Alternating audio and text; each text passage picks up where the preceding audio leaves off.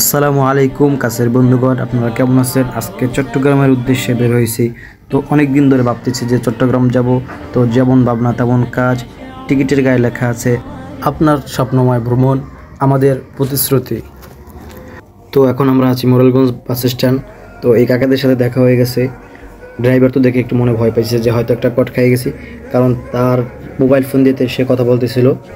তো দেখা যায় না, কোনো সমস্যা হয়নি। তারপর আমরা মোরেলগঞ্জ ফেরিঘাটে আসলাম।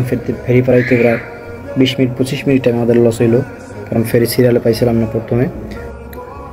তো এরপরে আমাদেরকে 10 মিনিট বিরতি দিল বাগেরহাট বাস টার্মিনালে। তো এখানে একটু ঘোরাফেরা করলাম। তারপরে আমরা একটা দোকান থেকে মুড়ি মাখা, তারপরে চানাচুর, এগুলো কিছু খাইলাম। এর কিছুক্ষণ পরে আমাদের বাস ছাড়লো। বেশ কিছু সময় চলার পরে বাস তেল প্রায় শেষ হয়ে গেছে। তো এই পাম্পে গাড়ি দাঁড় করাইছিল। তো এখানেও প্রায় 10 মিনিটের মতো দাঁড়ানো ছিল। এখান থেকে কিছু কেনাকাটা করলাম। এরপরে আমরা আবার রওনা হই। তারপরে এখন আমরা আছি ভাঙ্গা হাইওয়েতে। তো ভাঙ্গা দৃশ্যটা রাতে খুবই চমৎকার লাগছে। তারপর আমরা গেলাম পদ্মা সেতু ব্রিজটা। আমার কাছে রাত্রের ভিউটা খুবই সুন্দর লাগছে, যেটা বলার মতো না। দিনের চাইতে আমার কাছে রাতের দৃশ্যটা খুব ভালো লাগছে।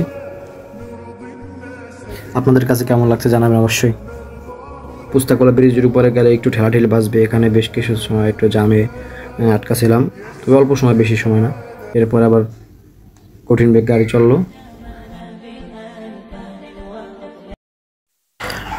এরপর আমাদেরকে কিছুক্ষণের জন্য যাত্রা বিরতি দিল কুমিল্লা এসে। তো এখানে দেখতেছি অনেকগুলো বাস আছে। আমি তো অবাক হয়ে গেছি যে রাত 2টার সময় এত পরিমাণ মানুষ এই জায়গা চলাচল করতেছে। এখানে শাহজাহান হোটেলে খুবই ভিড় ছিল। আমি ভিতরে প্রবেশ করলাম এবং দেখলাম যে খুব মিষ্টি জাতীয় খাবার অনেক বেশি। তো আমার পেট তো আগে থাকতেই ভরা ছিল এবং জায়গার দামটাও একটু বেশি ছিল। তো এখান থেকে কিছু খাইনি, বাহির থেকে কিছু খেয়েছি।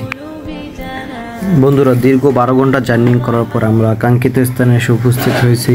তো এরপর আর নতুন নতুন ভিডিও আসতেছে চট্টগ্রাম নিয়ে। আশা করি সকলে ভালো থাকবেন। আল্লাহ হাফিজ।